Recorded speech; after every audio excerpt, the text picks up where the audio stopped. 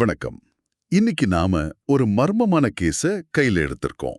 ஹம், ஒருத்தரோட நோய் என்னன்னு கண்டுபிடிக்க நாம வழக்கமான மெடிக்கல் ரிப்போர்ட்ஸையோ ஸ்கேன்களையோ பார்க்க போறதில்ல. அப்போ எதை பார்க்க போறோம்? நாம பார்க்க போறது அவரோட ஜாதகம். ஆஹா. ஆமா, நீங்க சரியா தான் கேட்டீங்க. ஒருத்தரோட பிறப்பு ஜாதகத்தை வச்சு அவரோட நோயின் மூல காரணத்தை எப்படி கண்டுபிடிக்கிறாங்க, அதுக்கு ஆயுர்வேதம் எப்படி தீர்வு சொல்லுதுங்கிற இந்த ஆழமான ஆய்வுக்குள்ள போகலாம். நிச்சயமா. இது ஏதோ எதிர்காலத்தை கணிக்கிற விஷயம் மட்டும் இல்ல. அப்போ இது என்ன?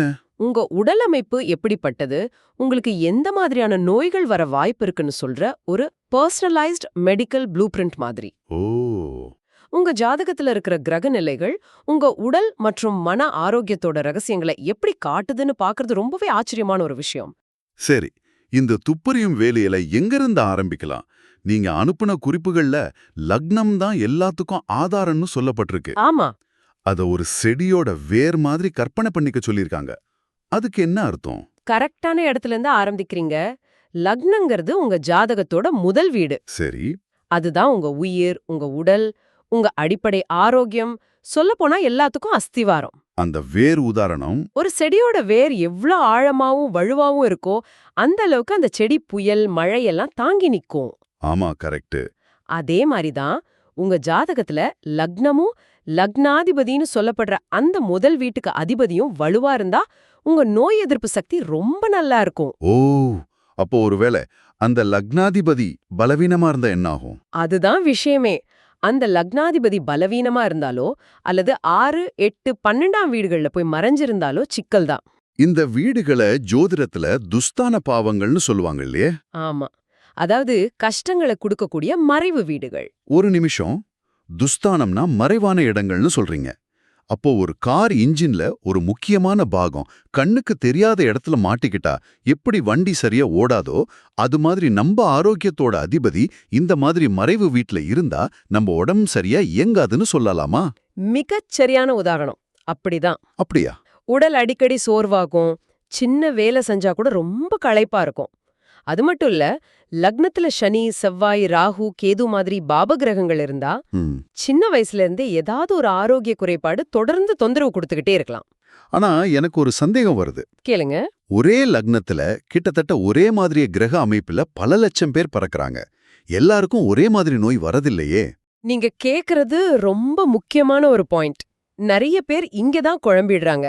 அப்போ இதுல வேற என்ன விஷயம் இருக்கு? ஜாதகங்கிறது ஒரு வரைபடம் மாதிரி தான். ஆனா அந்த வரைபடத்துல எந்த பாதையில எப்ப பயணம் செய்ய போறோங்கிறத தசாபுக்தின்னு சொல்லப்படுற கிரக நடப்பு காலங்கள் தான் தீர்மானிக்கும்.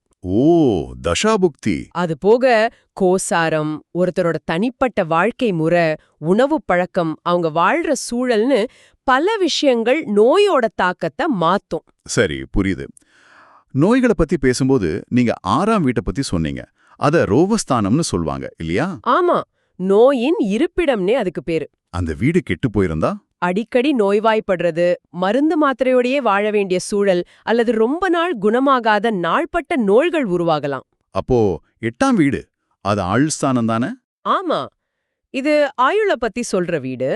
இதுல பாப கிரகங்கள் இருந்தா திடீர் விபத்துகள், அறுவை சிகிச்சைகள், உயிருக்கு ஆபத்தான கண்டங்கள் ஏற்படலாம். உடல் ஆரோக்கியம் சரி, மன ஆரோக்கியம் பத்தி ஜாதகம் என்ன சொல்லும்? ஏன்னா இன்னைக்கு பாதி நோய்களுக்கு மன அழுத்தம் தான் காரணம்னு சொல்றாங்களே.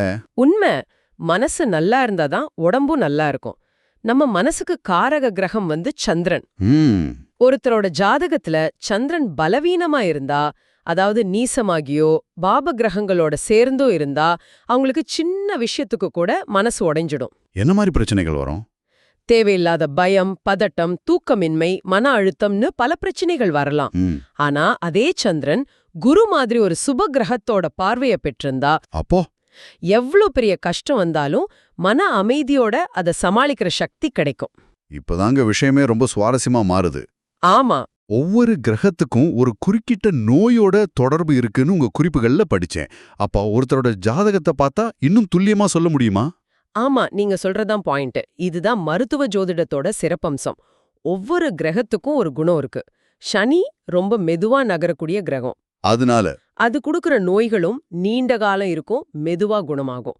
மூட்டு தேய்மானம், வாத நோய்கள், நரம்பு தளர்ச்சி மாதிரி நோய்களுக்கு சனிதான் காரகர். அப்ப ராகு கேது அந்த கிரகங்களை நினைச்சாலே நிறைய பேருக்கு ஒரு பயம் இருக்கே.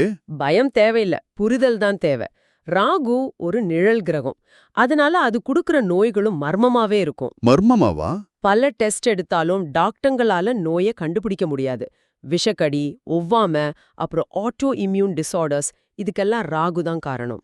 ராகுவை பத்தி சொல்லணும்னா எங்க குரு ஒரு கதை சொல்வாரு. சொல்லுங்க. ஒருத்தருக்கு பல வருஷமா ஒரு தோல் நோய். எந்த டெஸ்ட் எடுத்தாலும் ஒண்ணுமே இல்லைன்னு ரிப்போர்ட் வருது. கடைசியா அவர் ஜாதகத்தை பார்த்தா 6ஆம் வீட்ல ராகு.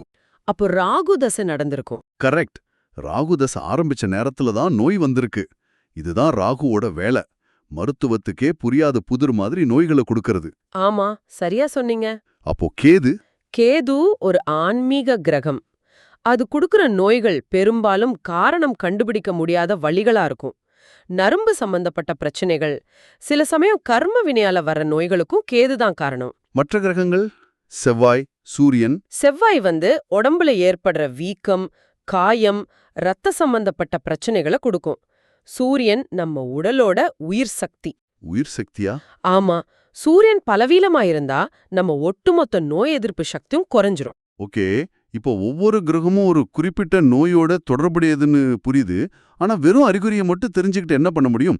இந்த தகவலை வச்சுக்கிட்டு ஒரு ஆயுர்வேத டாக்டர் எப்படி சிகிச்சையை தீர்மானிக்கிறாரு? கரெக்ட். அதுதான் அங்க நடக்குது.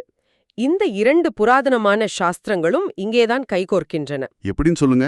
ஆயுர்வேதத்தின்படி நம்ம உடல் வாதம், பித்தம், கபம்ங்கிற 3 தோஷங்களோட சமநிலையில இயங்குது. சரி.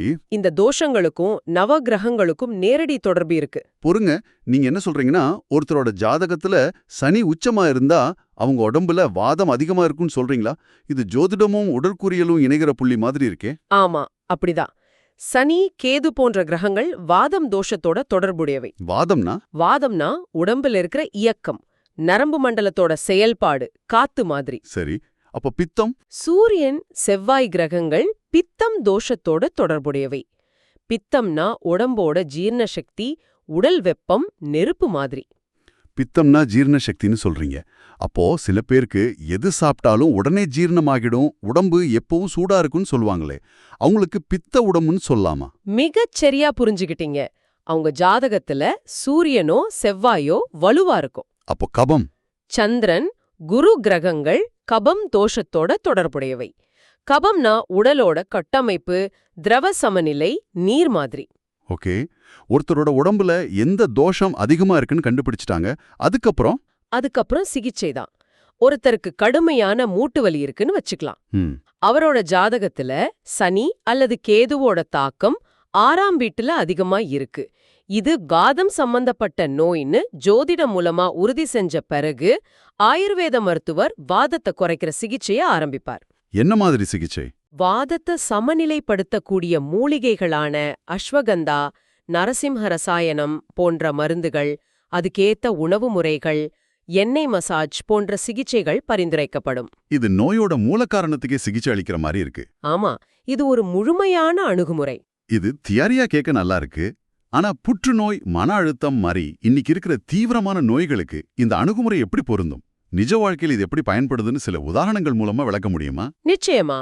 முதல்ல புற்றுநோய் மாதிரி ஒரு தீவிரமான நோயை எடுத்துக்கலாம். சரி. ஒருத்தரோட ஜாதகத்துல நோயின் வீடான 6ஆம் வீட்ல ராகு, ஆயுள் வீடான 8ஆம் வீட்ல கேது மற்றும் உயிர் சக்தியை குறிக்கிற சூரியன் ரொம்ப பலவீனமா இருக்காருன்னு வச்சுப்போம். இந்த கிரக அமைப்பு எதை காட்டுது? ரொம்ப ஆபத்தானதா இருக்கே. ஆமா, 6இல் ராகு இருக்கிறது உடம்புல அசாதாரணமான செல்களின் கட்டுப்பாட்டற்ற வளர்ச்சியே, அதாவது கட்டிய குறிக்குது. 8இல் கேது? இது ஒரு கர்ம வினை சம்பந்தப்பட்ட ஆழமான நோயின்னு காட்டுது. பலவீனமான சூரியன் நோய் எதிர்ப்பு சக்தி முழுசா சரிஞ்சிடுச்சுங்கிறத உறுதிப்படுத்துது. ஆனா இதுல ஏதாவது ஒரு பாசிட்டிவ் விஷயம் இருக்கா? இருக்கு. அதே நேரத்துல ஜாதகத்துல குருவோட பார்வை லக்னத்து மேலயோ ஆயுள் ஸ்தானத்து மேலயோ இருந்தா அது ஒரு தெய்வீக பாதுகாப்பு மாதிரி ஆயுள காப்பாட்டும். அப்போ இவருக்கு என்ன மாதிரியான சிகிச்சை பரிந்துரைக்கப்படும்? ஆயுர்வேதம் மட்டும் போதுமா? இங்கதான் நாம ரொம்ப கவனமா ஒரு முடிவெடுக்கணும். இந்த மாதிரி உயிருக்கு ஆபத்தான நிலையில ஆயுர்வேதம் மட்டுமே போதும்னு சொல்றது சரியில்லை. அப்போ நவீன மருத்துவமான அலோபதியோட அறுவை சிகிச்சை, கீமோதெரபி கண்டிப்பா தேவை. ஆயுர்வேதம் இங்க ஒரு துணை சிகிச்சையா, அதாவது சப்போர்ட்டிவ் தெரப்பியா தான் செயல்படும். அது எப்படி உதவும்? கீமோதெரப்பியோட கடுமையான பக்க விளைவுகளை குறைக்கிறதுக்கும் இழந்த நோய் எதிர்ப்பு சக்தியை திரும்ப கொண்டு வர்றதுக்கும் ஆயுர்வேத மருந்துகள் பெரிய அளவுல உதவும். இது ஒரு ஒருங்கிணைந்த அணுகுமுறை மாதிரி தெரியுது. சரி, மன அழுத்தம் மாதிரி பிரச்சனைகளுக்கு இது எப்படி பொருந்தும்?